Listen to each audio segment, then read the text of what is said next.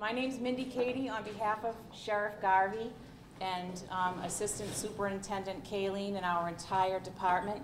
I'd like to say welcome to everyone today. This is our 11th annual Reentry breakfast that we're enjoying with you all. And I think to put it the way Nelson, who is around here helping us, put it this morning, he goes, you know, boy, Mindy, isn't this a room of transformation? And it really is. This is our visiting room. It's also the room where, if you noticed when you came in, we have a number of wonderful children's programs that occur here. Kathy Callahan runs a number of programs in conjunction with the A to Z Science and Toy Store, which is downtown. They do, you know, so on Tuesday nights during the month, this turns from the visiting room into a playroom. And on Monday afternoons, we have a labyrinth program that, you know, supports our substance abuse program here through, you know, teaching inmates good utilization of stress management kinds of skills. We use this space for that. We do all kinds of group treatment here because, as you can see, we do a lot of great things here. And we totally believe in our mission that we treat the whole person. You know, we're not here just to focus on something that went wrong in your life. We're here to help you and to be able to take a look at, you know, how might you be able to do things differently. And we're going to ask you to be very accountable for your behavior while you're here. We're going to ask you to be accountable to enroll in treatment programs while you're here. And the flip side of that is that we want to offer you as many supportive, pro-social, good sorts of opportunities as we possibly have available. And some of those programs include the children's program, you know, our labyrinth program, just so many things that we do here that are really wonderful that we couldn't possibly, if we went over all those things today, we'd never get out of here. So one of the things I would like to do before I turn it over is just give you a little bit of information about the history of the Reentry Roundtable. In 2004, Sheriff Garvey asked us to really find a great way to communicate with people regarding not only the work that we're doing here, but the work that we're doing with the men that prepares receiving agencies, other supports out there to be able to help the men that are leaving here as well as possible. It's truly a team effort. When we started, many people said, you're never going to get this department to the table. You're never going to get this department to the table. And, you know, at the time, Chief Foley, and, you know, there's many of the people that are in this room today are people who have been here with us from the very, very beginning. Bob Ryan, you know, I see Dominic, I see Hank. A lot of us have been here from the beginning. Chris Provenos from the Amherst PD. There's so many organizations that are represented, and come on up, that it would be impossible to be able to name them all. And that takes place in this room as well. So this room transforms as well into the place where we do our Reentry Roundtable. And every month we talk about the men who are leaving this facility in the next 30 days. And we talk about the kinds of release plans that they've made. I think if you don't have them now, you'll get them on your way out. There are little plastic envelopes, and in those envelopes are contained all the kinds of information that we give to inmates when they leave here. And there's also an example in there of what a Reentry Roundtable packet looks like. We review the man who's leaving, what he did while he was here, was he treatment compliant, did he do the stuff that we asked him to do? Is he willing to engage in aftercare treatment? Because I think we all know you can't solve a problem that you don't think you have. And you can't make somebody do something about something that he has no desire to do something about. But we come about as close as you can possibly come to doing that. And so what today is really a celebration of having all of us on board as a team. It's not just the Sheriff's Department, it's not just a police department, it's not just ServiceNet, it's not you know, just Soldier On or the VA or Amherst Community Connections. It's all of us, and we've really become a community over the years. And so one of the things that we want to say thank you today to everyone for is thank you for being a part of this community. You know, we couldn't do it without you, and we're very appreciative of everything that everyone has done. One of the new things that's occurred in the last year is, and thinking about the enormous opioid crisis and the fact that in Hampshire County there are 0 treatment beds, we opened a house across the street, which is part of our step down and pre-release program, and it's called the Bridge to the Future.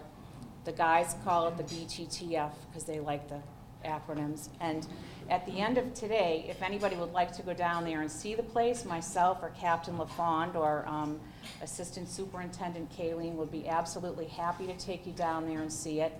We've got other things here too for people that might want to take a look around.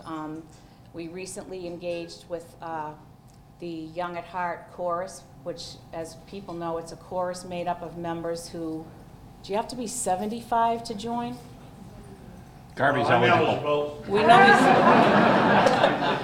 So at any rate, this year, yeah, they did say to the sheriff this year that he could join. So you get the idea. And they joined together with the guys that are here, and they put on a performance downtown at the Academy of Music, and we did a performance that was here as well inside. In the same frame of mind in that, how do you engage your stakeholders? I went down to Charlotte earlier this year to talk about the Reentry Roundtable, and one of the things I talked about was engaging stakeholders. How do you do it? Know your audience. In another county, the audience may be very different. In this particular county, you take advantage of the interest level of the resources that you have available. And we happen to have a lot of really creative, wonderful, giving people within this particular community. They make up the Young at Heart chorus. They make up the A to Z toy store, who gets a, DESE approved curriculum to do our science projects every month with the kids.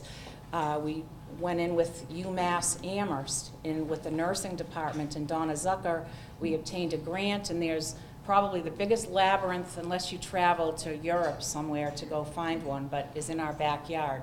And it's put together, not simply as a spiritual labyrinth tool for people, but it's put together knowing that well over 80% of the men who come in here are addicted to substances. And one of the things that's really relevant and important in treating and working with a substance abuser is giving them opportunities to look at how to utilize stress, how to manage stress differently. And the labyrinth is a great opportunity for them. They did the labor, they keep the labyrinth up. So we've had many, many opportunities to work with many people. And the house across the street, the BTTF house, is one example of that. We couldn't run that house if we didn't have the relationships that we have with probation and parole, if they didn't go down there and engage with these guys. We couldn't have this program if we didn't have the support of the local police department and the neighborhoods that are in Northampton and Amherst and East Hampton. None of this stuff that we do is done alone, and it's all done and it's all driven to do the best for public safety that we possibly can. And every single one of you who's in this room here today are part of enhancing good public safety. And for that, we thank you. And with that, I'm going to turn it over to the man who drives our mission, Sheriff Garvey.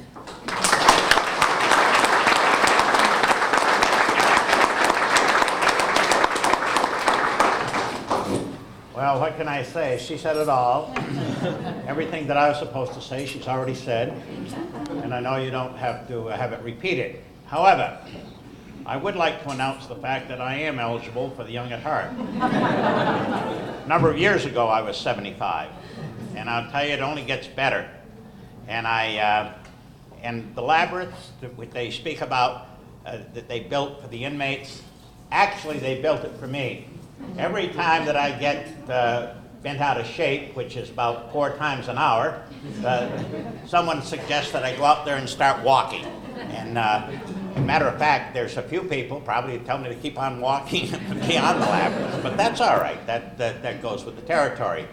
I certainly join Mindy in welcoming you all here to the Jail and House of Correction, and I want to say thank you to those of you who have participated in our reentry efforts.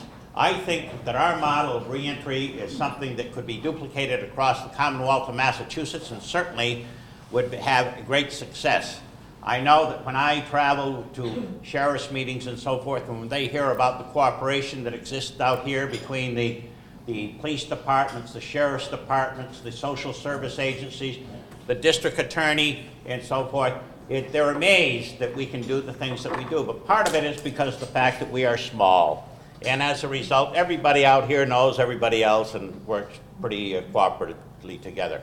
I want to thank the Secretary of Public Safety, the Honorable Dan Bennett, who motored out here today to be with us, and we certainly appreciate the support and understanding that you give us.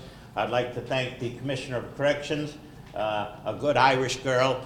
You know, there's few of us left, so we have to stick together, right? Don't forget now, us Irish always want to be together, and when you're passing out the checks, just make it up to Gabi. Certainly, none of this would happen. We are very, very fortunate to have, you know, joining us this morning, the District Attorney of the Northwest District, who has been nothing but cooperative and supportive in helping us in our efforts, not only in reentry, but in a number of other ways. And I certainly would be remiss if I did not publicly thank him for his concern for what we do here and the support that he gives us. So to all of you, welcome, have a good time. If you need any more to eat, go ahead. Anything that's left, I have to eat, so.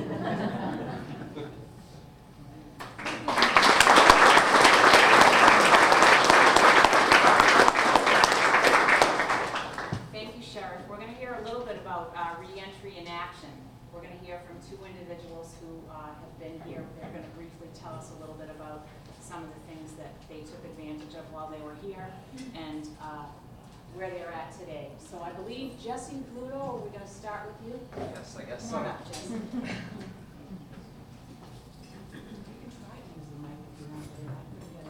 I'm not even gonna bother trying. Hi everybody, I'm Jesse. I've been to this jail a couple times. However, this time I took a different route here. And I'm happy to be here today, clean and sober. I've been dealing with substance abuse issues for the past 15 years. Also going in and out of juvenile detention centers. And my life was just a complete mess. I don't know what happened this time. I can't really tell you. I think a light just went off in my head or something. Or maybe I just matured mentally, but this time I have a different outlook on life and everything itself, just in general. So I ended up getting sentenced to this jail for 2 years for larceny over 250. And when I came to jail this time, I was detoxing like super heavily, and it was like the worst experience of my life. And right there, I sat down with myself and said, man, this has to be the last time that I come to jail, because it was just so horrible, and I just couldn't deal with myself. So I had to do something to, I had to change my ways and how I thought and everything about my life, all my friends and just everything. I didn't hear from many of my friends since I was in jail. And that happens every time, and I always kept telling myself, like, this has to be the last time that I come back.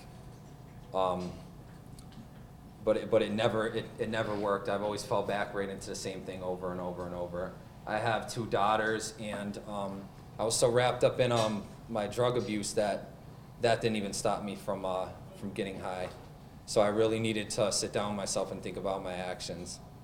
So I ended up getting 2 years, and I was up in the mods for about a year, and then I moved down to the pre-release center, which is the minimum over here. And that's basically to get you to start, doing community service and then eventually get a job.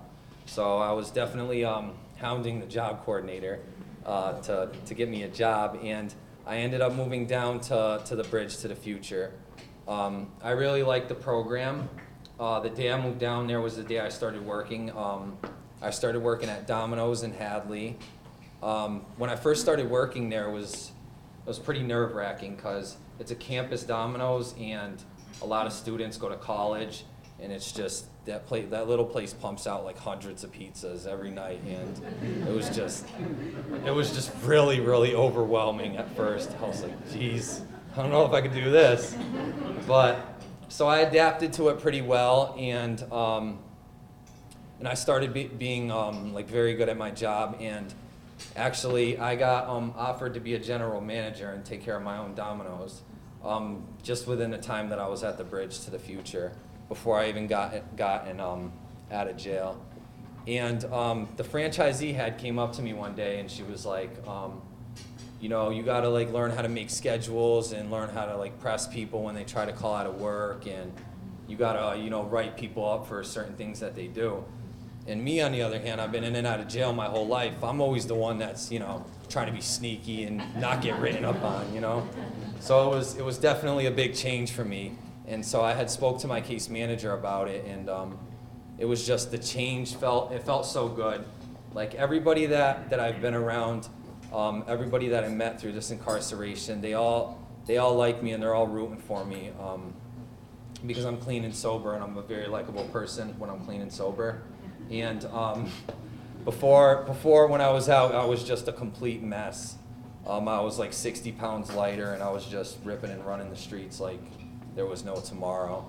So I ended up getting out like 3 weeks ago. I've been clean ever since, and I feel very good about myself. I'm hanging around with positive people. The whole crowd that I hang out with now is just so much different from the crowd that I hung out with before I was in jail. And it's not like everybody's running around trying to be sneaky to each other and do like certain things behind people's back. It just feels so much different. And the people at my job, actually, we ended up going to a barbecue, and it was like, you know, just celebrate because Jesse got out. And everybody there was clean, and there was like no addicts there, and I felt like so good. I felt like a celebrity, you know, kind of like right now. But I'm trying to be as successful as I can today in my life, and this is only for like the first time for me, so I'm new to all this, but the change, it just feels so good, and I'm so glad to be here. I feel real good about myself, and I just wanted to say that being in jail has helped me appreciate the little things in life that everyday people take for granted, and you don't know what you have until you lost it forever, you know. I mean, that's really all I got to say. Thank you. Thank you.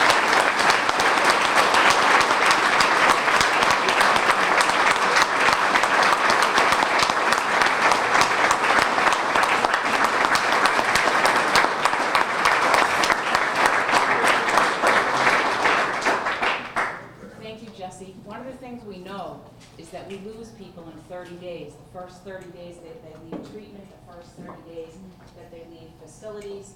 And one of the things that we want to try to do is make sure that we continue to be engaged. And Jesse and I did a couple of good shopping trips together to find out just how incredibly expensive fruit can be one day, right, Jesse? Yes, yes. Okay, with that, I'm going to turn it over to Mr. Joe Morrison, and he's going to give us some information about his background and his travels and, you know, his process where he is today. Thanks, Joe.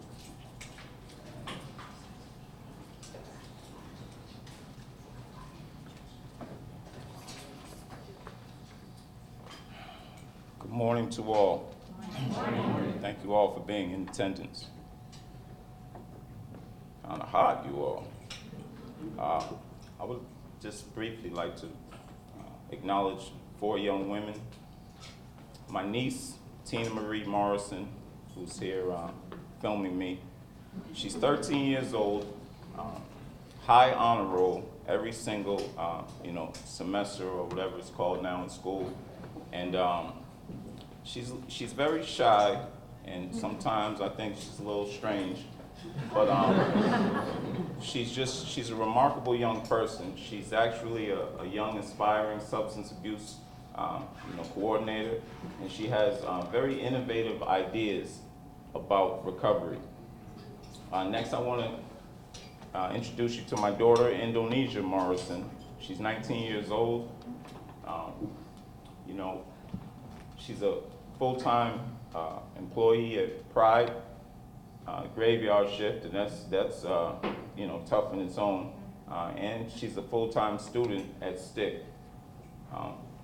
She tells me sometimes that I'm annoying, and I to me, well, you're the only person that says that, so it can't be true. The other day, I was in Wilbraham at a doctor's appointment, and a young girl was having a perfectly calm, cool conversation with her mother, and all of a sudden, she told her mother, "You're so annoying," and they just kept talking. And I just said, wow, so, you know, my daughter is normal.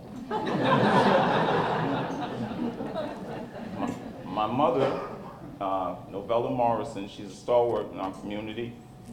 She's the Red Cross Volunteer of the Year. She's just a tremendous person and my biggest fan. And she's an addict, you all, who's in full recovery. And I'm blessed to have her. And lastly, I'd like to thank Mindy Katie, because, you know, I learned from this woman from the very first time that I've spoken to her, and I didn't speak to her as much as I would have liked when I was here. I would have liked to have spoken to all of you all a little more if you all had allowed me to, but everybody's so busy. And I can talk, you know, as you all would attest to. So, but it's when I'm away from Mindy that I replay the things that she says to me, and I continue to learn from her words and her wisdom. So I would like to give them all a round of applause, please.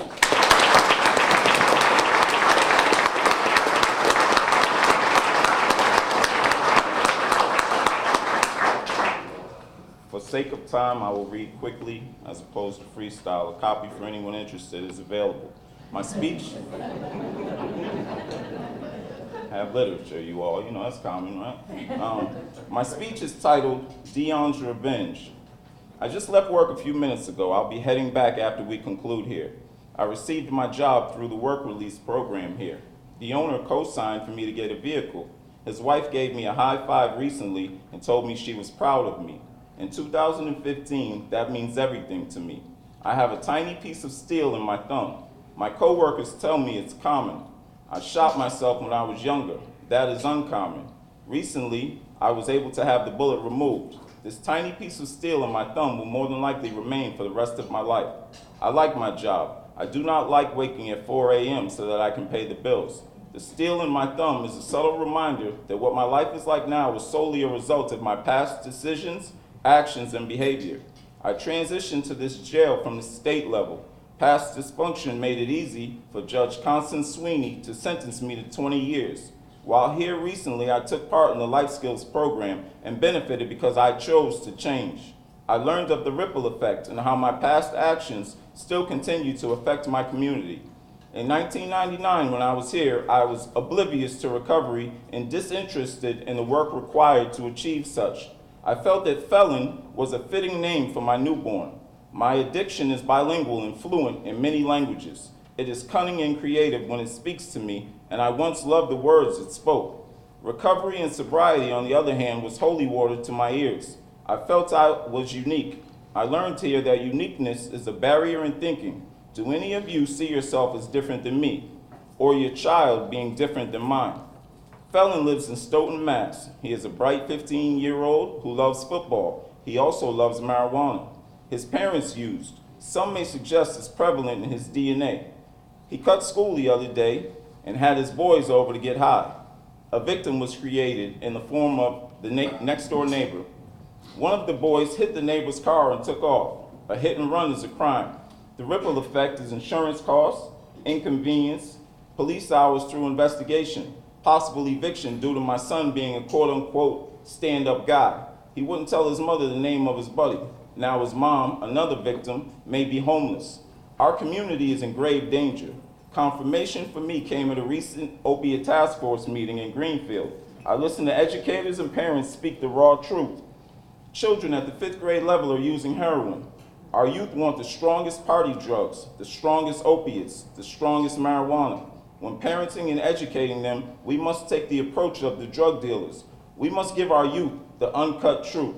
No watering down, no sugarcoating. We all have a past, and it is no longer appropriate to deem our past transgressions as inappropriate for our children's ears. Alcohol and marijuana effectively destroyed my life and aided and abetted me in creating so many victims across the Commonwealth. These two drugs happen to be viewed as not so serious by many in today's society. My education is far different than that of most in attendance today. When does your knowledge, experience, and common sense kick in? Do you mentor a sick and suffering person before or after they've entered into the system? Do you speak to the young man smelling like weed in the convenience store? Do you comment on his pants sagging and the obvious lack of self-respect clearly visible? Do you say hello to the young girl wearing revealing clothes? She is sick and suffering as well. She often hopes to attract such a wayward young man. He represents a male, any male, because sadly what often is the case, she has never truly known a male, let alone a functional male. A young man who actually cares to know that she grew up without a father. A young man not afraid or ashamed or embarrassed to admit that his mother raised him alone. So many of our young women are frantically moving about our community trying to catch father in a bottle. The dysfunctional chest beaters who fraudulently pose as men are enjoying the feeding frenzy. I made a comment to a staff member here about a peer of mine who had moved on to minimum security. She responded by simply stating that she wished she had more time to spend with me. I didn't quite understand what she meant. This woman had wisdom. I heard a voice from my disease that spoke of instant gratification. It told me that he was ready, and so was I. This individual left the jail, quickly quit his job, and just as fast violently robbed 2 area stores. As in so many cases, he is back in custody with the taxpayers footing the bill, not to mention the creation of fresh victims under his belt. I had the privileged pleasure to spend time here with another young man. He reminded me of LeBron James. He was an amazing athlete who was blessed with a wonderful physique. He was good at anything he applied himself to. I used to judge individuals and not do the work necessary to better myself. Through life skills as well as AA, I learned what it means to take self-inventory. I learned from all the staff here the definition of humility. Now I'm able to learn from every interaction. I determine what I want for myself and really make an effort to not critique and control others. The nature of Dion's disease wanted him dead. Therefore, programs, groups, therapy, and structure were not at all appealing to him. If asked, Dion would say he had no substance abuse issues. Maybe a reluctant admission to being addicted to the lifestyle that is associated with drug dealing and running these streets. His addiction welcomed his denial. It expected such, and therefore it thrived. Eventually, Dion decided this place wasn't a good fit for him and opted out. I saw him not long ago at the registry in Springfield. We were both waiting for our number to be called, and I recall him complaining about how hard parole was being on him. Not once did he speak of his past dysfunction and the role it plays in his present-day life. I listened briefly, and we went our separate ways. I'm sure as structure and mandated discipline slowly left his life, his addiction was able to get a much firmer grip. Together, hand in hand, Dion and his addiction went to a nightclub in Hartford. Dion really believed he was a victim throughout the years of his incarceration, and even upon release. My mentor, Michael Kiles, often tells my brothers and I to be careful what you wish for, because you will get it. Dion was brutally stabbed to death that night in Connecticut. Dion, for the first time in his life, became a victim. His revenge is to tell you all what he was trying to say all along. I need help. I'm a victim. Tell me to pick up my pants and then explain why. When it seems I'm not listening, be patient and creative about your approach and come at me again. The people here today often care more about the active addict than the individual cares for themselves. Dion finally had succumbed to his disease. Now Dion is challenging you all here today. Thank you for listening to him and to me.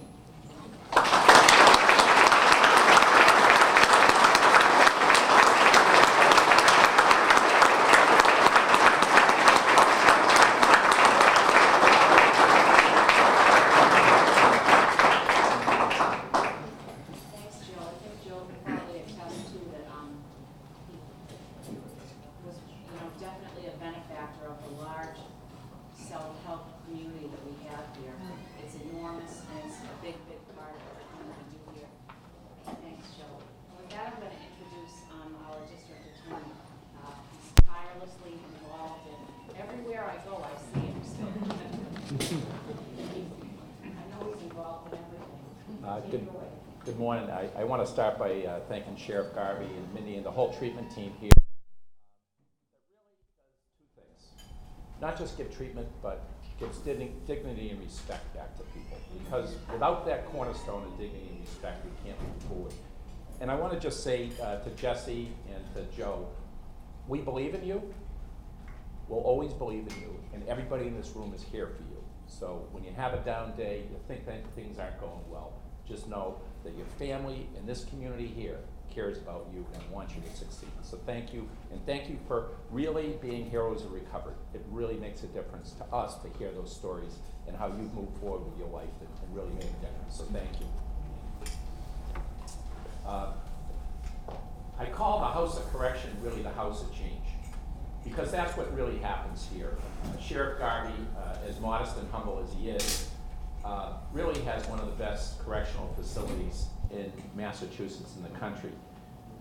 It's because there's a core belief in the human being and the ability to change, the ability to give opportunity and hope to folks to change their lives. And every opportunity is made for that. And I want to talk a little bit about the Bridge to the Future.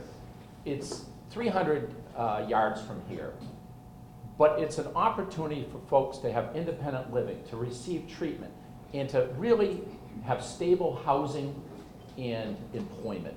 And that step to the future, it's called a step-down program.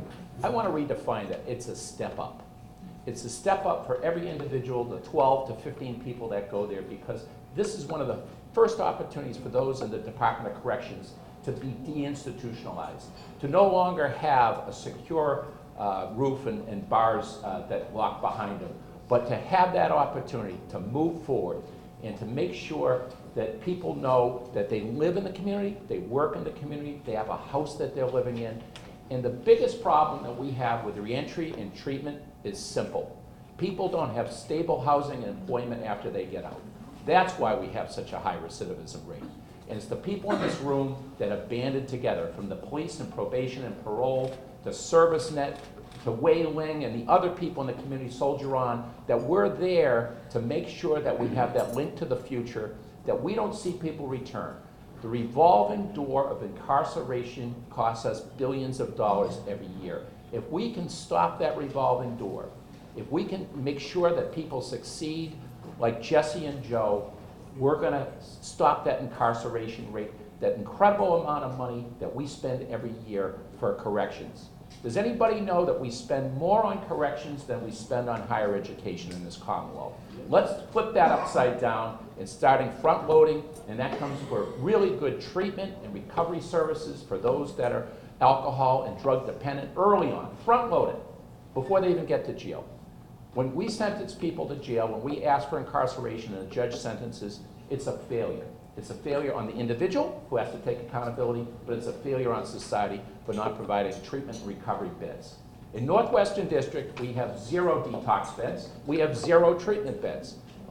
The 2 certified detoxification facilities in my district are the Franklin House of Correction and the Hampshire House of Correction. So let's move toward what they're doing here in this facility, which is treatment on demand. But let's have treatment on demand before they get here. But I want to again say that Mindy and her team on the treatment have really brought the community together. And that facility down the hill, 300 yards away, it really is the bridge for the future, and I hope it lasts for many years to come. Thank you.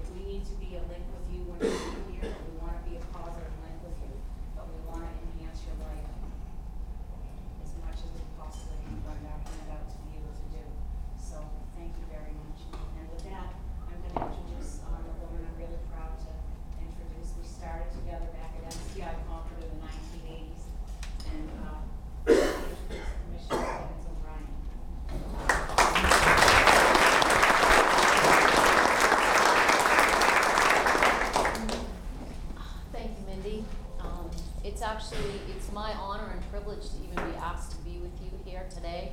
Sheriff Garvey, I've been admiring what you do out here for years. You do an excellent job. Also know that I understand there there is part of Massachusetts beyond 128 and 495. And as Mindy said, we started together at Concord several years ago, and our paths crossed again. I went out to Essex County as the superintendent, and Mindy was doing a great job working there, and Sheriff Garvey stole her away, but I forgive you for that. You know, this is a great thing, a great program that you do here. You know, I could talk a little bit about what we do at the Department of Correction, but we all know that reentry starts the day the people walk through our door, right? We're right, we should be right on it right then and there, okay? Jesse, Joe, you guys are shining examples. Joe especially, step down, it is a step up, you're right, maybe even a step out. And that's the part of what we've been doing with this county and actually other counties in Western Mass for a couple of decades before anything was formalized or processed, is this step down, step out, step up, whatever you want to call it, but putting people back in their communities. And it's really important work to do that because, you know, we can't try to help individuals where the state facilities are located if, you know, home is so far away, because people need to go back where things are familiar and where they can get the, you know, the support and the assistance that they need. Okay, so in the Department of Correction, we do have a classification system that, you know, is very, it's, you know, it's a national model. It places offenders in the lowest custody level, consistent with public safety, going from maximum security to pre-release. It's evidence-based, our classification tool. The reentry continuum that we have is initiated right when they come through the door. We have a comprehensive risk need assessment process, personalized program plan. We have developed an automated case plan or referral process. We have a wide range of academic and vocational education. When offenders get near release, the reentry continuum shifts to address the post-release barriers by establishing the linkages that they need to community-based resources, such as employment, housing, and, you know, it's really, really key that the criminal justice agencies that we have here and the community resources all collaborate, work together, because we can't do any of this if we don't work together. You know, out here, I know, like I said, there's been a lot of collaboration and cooperation for a long time.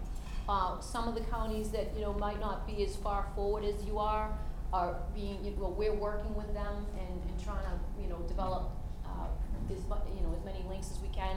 The Mass Sheriff's Association has made it really possible with all the sheriffs working collaboratively together to work with the Department of Correction, to work with probation, to work with all the community providers to provide services and help individuals get back into the community.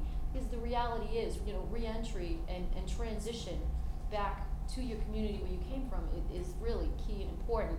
And the ability to reach out and utilize services to help the offenders stay clean and sober, to help them stay free from criminal activity, to be gainfully employed, to be able to keep a roof over their head, feed their families. You know, these are all things that people struggle with in communities anyway. Put, you know, on top of that, the fact that you've been incarcerated, and it makes it really difficult. So I'm just really happy to be here. This is such a wonderful event, and, you know, we want to move forward and continue the collaboration and work together to ensure that we do continue to reduce the recidivism rate across the state and become a national model. I think we kind of already are. I think Massachusetts as a whole is ahead of the curve across the country from what I've seen, and the commissioners I've met with. We do a lot of things really, really well, and I think we just should continue to go there, and thank you very much.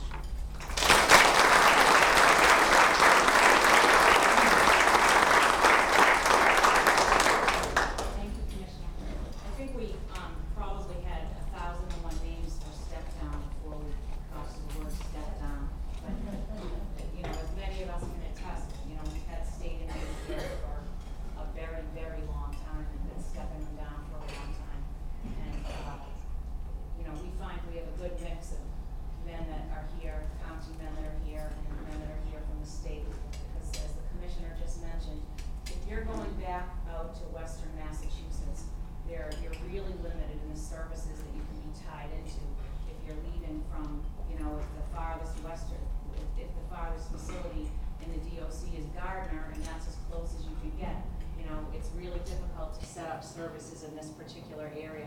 And Northampton's kind of unique because we're right next to two large cities of Holyoke and Springfield.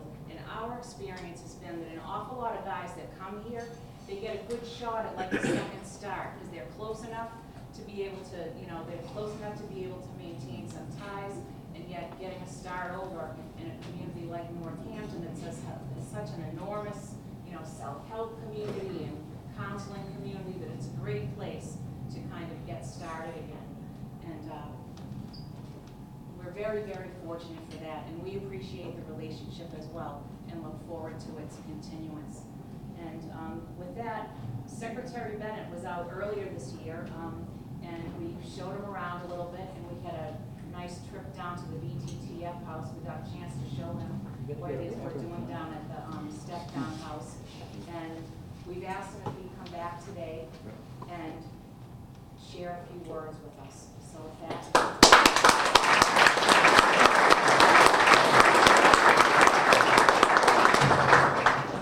Thank you very much. I was fortunate enough that Governor Baker gave me an opportunity to have this job in late January, early February.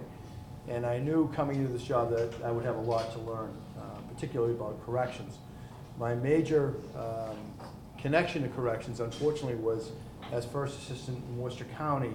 Sousa Baranowski and Gardner are the two facilities that are in Worcester County. So most of the time when I was connected to corrections, it was as a result of some violence that had taken place in Sousa Baranowski, where I'd go up there and deal with that situation of the violence. When I had those cases, or when I had other cases, I would actually try to not bring it back into my house. I have 3 children and my wife, but sometimes when I have a case, my daughter, who's 16 years old, would want to be involved. She'd know that I was a prosecutor and I had been a defense attorney at times in my life. And so she came out to one of my trials, and it was a trial where a murder had gone unsolved for 20 years, and there was an individual that had been a crack dealer 20 years before, but he had turned his entire life around. And he was now testifying about a murder he had witnessed. And so he didn't get an opportunity to go on in the morning, so he was downstairs having lunch with myself and the Worcester police.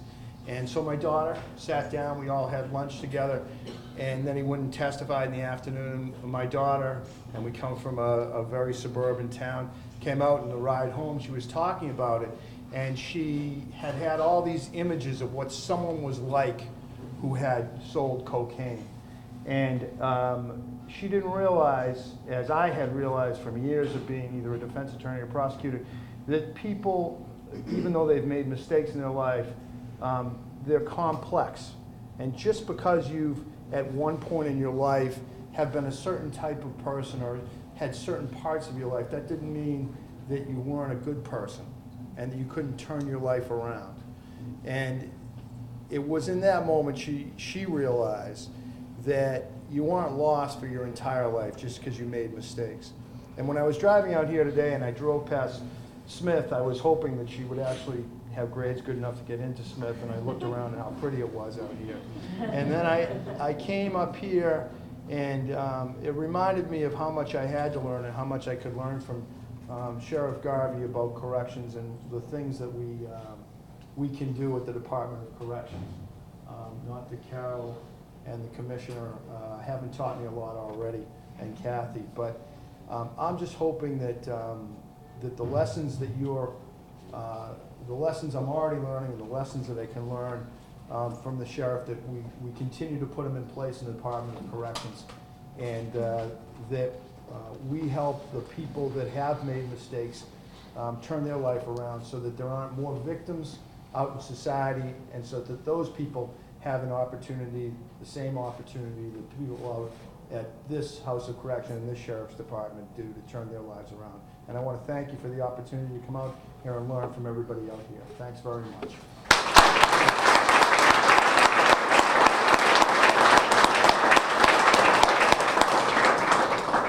Thank you, Commissioner. I'll turn it over to the Sheriff.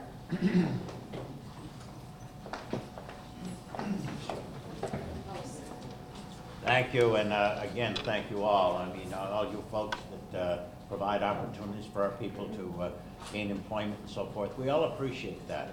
And you know, the road back, you know, if you're released from a place like this, you have to have a place to live and a job to support yourself. And certainly, it's through your efforts that we're able to do this. There's a couple of other individuals I'd like to introduce to you today.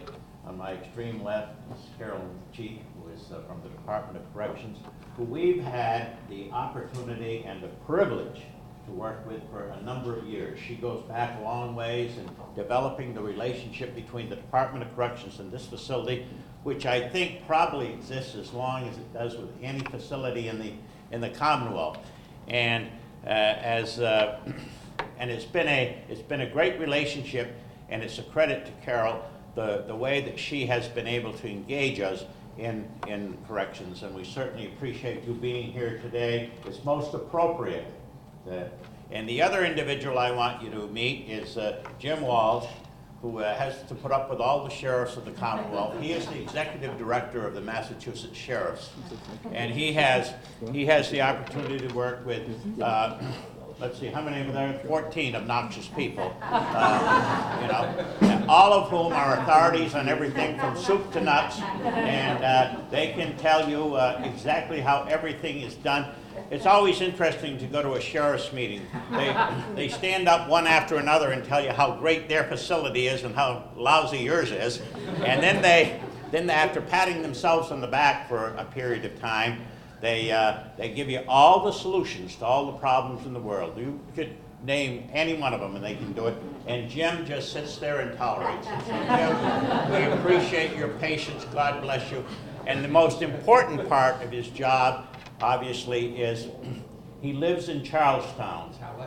And of course, that's very, very important. He allowed me to come into Charlestown not too long ago. You have to pass a very, very serious test to live in Charlestown. You know, you certainly have to have a gun and rob a bank. All right, now, the highlight of today's program to me is a couple of years ago, we established an award in the name of the late Tom Foley. Anyone who had the opportunity to know Tom Foley knows how this is very meaningful to all of us. There is no one in my career in corrections, probation, parole, or any other area in the criminal justice field that I had more respect for than Thomas C. Foley. Not only a tremendous professional, but someone who was there every step of the way for anybody who was in corrections, police work, or what have you. Tommy Foley, unfortunately, died much too early. But his influence on all of us is felt on a daily basis, and believe me, Tom Foley was a guy that when you called him up, he was always at the other end of that phone, waiting for you and wanting to help you no matter what the problem is. And I see people shaking their heads, yes, those that had the opportunity to work with him. You would never know what a friend is unless you had Tom Foley as a friend. And today, for the second year, we are going to award the Tom Foley Award to an individual who has made great contribution in the reentry of our inmate population into the community. This individual has had a great deal of responsibility here at this facility, who has organized the step-down program and the reentry program here, who has been responsible for all the treatment and innovative things that go on here, and who it is almost a pleasure to work with on a daily basis because of her commitment to what goes on here. So it is with my great pleasure that I have the opportunity to announce the 2015 winner of the Thomas C. Foley Award to Mindy Cady.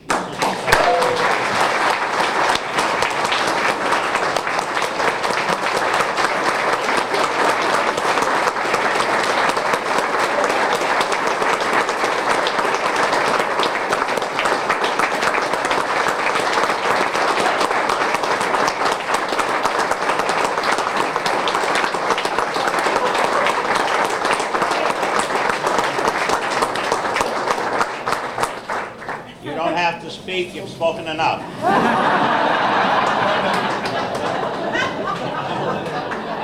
I let you off the hook. You know? Thank you very, very Yeah. much. I can't say it was I wanted to know who got the award. All I could say was, we got it covered, so, You saw the plaque that goes with the award as you came in, with the picture of Tommy with his big grin and his, just a wonderful, wonderful guy, and who had the spirit of the whole thing, and he brought so much to those Tuesday morning meetings. You know, he and Bob Ryan would solve the problems of the world together, and you know, we're so lucky to have Bob Ryan with us today, who certainly has brought a touch of class to this whole outfit. And I'd be remiss if I did not introduce Mrs. Foley, Nancy Foley.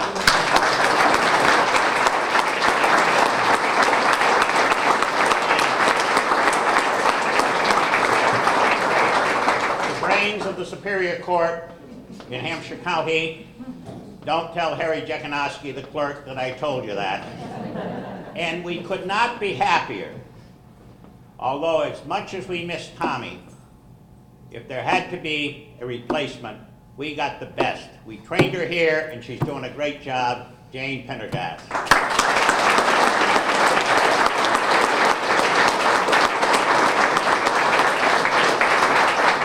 And with that, I would simply say that if any of you would like to view the Bridge House, or if you want to go out and walk the thing there that clears your mind.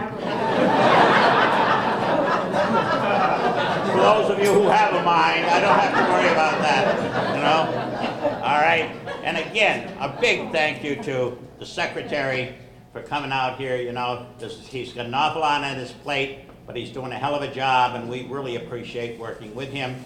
And again, to the district attorney, we couldn't have a better guy working with us. So thank you all, and have a wonderful, wonderful day.